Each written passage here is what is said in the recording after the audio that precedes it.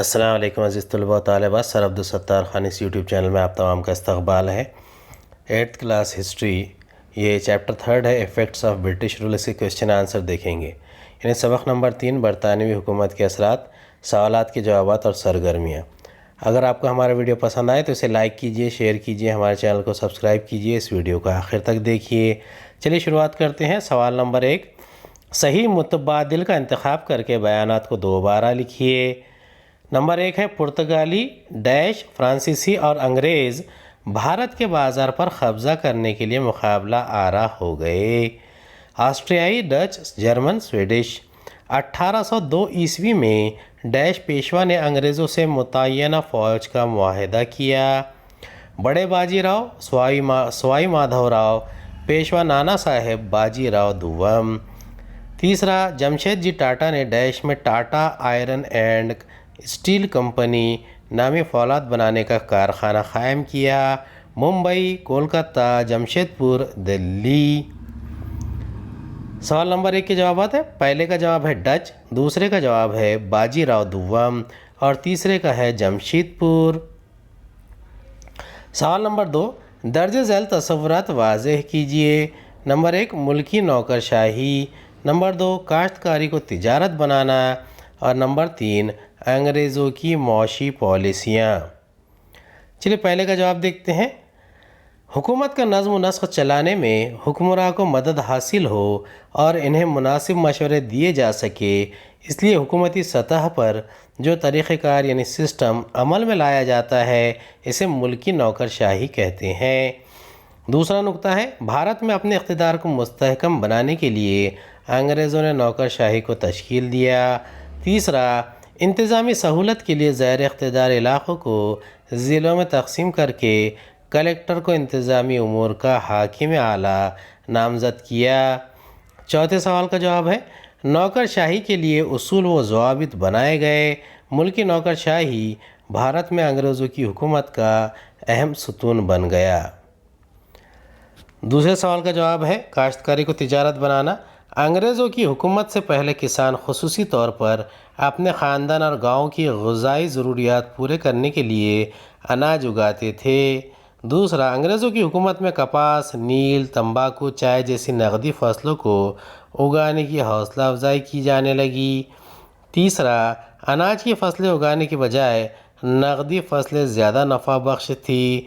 چوتھا نقطہ ہے، نفع دینے والی ان نقدی فصلوں کو جو اہمیت دی جانے لگی اسی کو کاشتکاری کو تجارت بنانا کہتے ہیں۔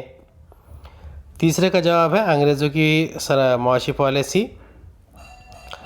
پہلا نقطہ ہے، صنعتی انقلاب کی وجہ سے انگلستان میں سرمایہ دارانہ نظام رائج ہوا۔ انگریزوں نے بھارت میں ایسا معاشی نظام قائم کیا جس سے ان کا معاشی نظام پھل پھول سکے۔ دوسرا، زمینوں کو ناپ کر ان کے رقبوں کے مطابق لگان طے کیا گیا۔ تیسرا، لگان نقد اور مقررہ میعاد کے اندر ادا کرنا لازمی قرار دے کر اپنے محصول میں اضافہ کیا۔ چوتھا نقطہ ہے، نفع بخش تجارتی فصلوں کی حوصلہ افزائی کی گئی۔ اسی طرح بھارت میں درآمد کیے جانے والے مال پر کم ٹیکس لگایا جانے لگا اور اس کے برعکس بھارت سے انگلستان برآمد کیے جانے والے مال پر زبردست ٹیکس عائد کیا جانے لگا۔ سوال نمبر 3 ہے، درج ذیل بیانات وجوہات کے ساتھ واضح کیجئے۔ پہلا سوال ہے، بھارت کے کسان مقروض ہو گئے۔ دوسرا، بھارت کی پرانی صنعت و حرفت ختم ہو گئی۔ پہلے کا جواب ہے، اس کا پہلا نقطہ ہے، حکومت نے قانون بنایا کہ لگان اناج کی شکل میں نہیں بلکہ نقد روپیوں کی صورت میں ادا کیا جائے اور کسان مقررہ میعاد کے اندر ادا نہ کرے تو اس کی زمین ضبط کی جائے۔ دوسرا، نقد لگان ادا کرنے کے لیے کسانوں کو جو بھی قیمت ملتی اس قیمت پر اناج بیچنے لگے۔ تیسرا، بیوپاری اور دلال کسانوں کی مجبوری کا فائدہ اٹھا کر واجبی اور مناسب قیمت سے بھی کم قیمت پر اناج خریدنے لگے۔ چوتھا، لگان ادا کرنے کے لیے کسان ساہوکاروں کے پاس اپنی زمینیں رہن رکھ کر قرض لینے لگے، اس لیے انگریزوں کے دور میں کسان مقروض ہوتے چلے گئے۔ اگلے سوال کا جواب ہے، پہلا نقطہ ہے، بھارت سے انگلینڈ برآمد کیے جانے والے مال پر انگریز حکومت بھاری ٹیکس عائد کرتی تھی۔ دوسرا نقطہ ہے، لیکن انگلینڈ سے بھارت میں درآمد ہونے والے مال پر بے حد کم ٹیکس عائد کیا جاتا تھا۔ اس کاروبار میں انگریزوں ہی کا فائدہ ہوا کرتا تھا۔ تیسرا نقطہ ہے، انگلینڈ سے آنے والا مال مشین پر تیار ہوتا تھا، اس لیے اس کی پیداوار بڑے پیمانے پر ہوا کرتی تھی۔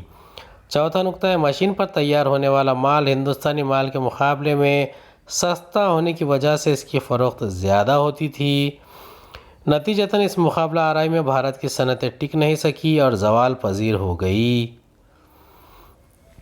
سبق کی مدد سے جدول مکمل کیجیے۔ شخص اور کام، لارڈ کارنوالیس، ستی کی رسم پر پابندی کا قانون، lord Dalhousie, Asiatic society of Bengal کا قیام۔ شخص ہے لارڈ کارنوالیس، انہوں نے کام کیا تھا، بھارت میں نوکر شاہی کی تشکیل کی۔ لارڈ ولیم بینٹک، رسم ستی پر پابندی کا قانون بنایا۔ لارڈ ڈلہوزی، گود لینے کا قانون یعنی متبنہ کا قانون نامنظور کر کے دیسی حکومتوں کو ضبط کیا۔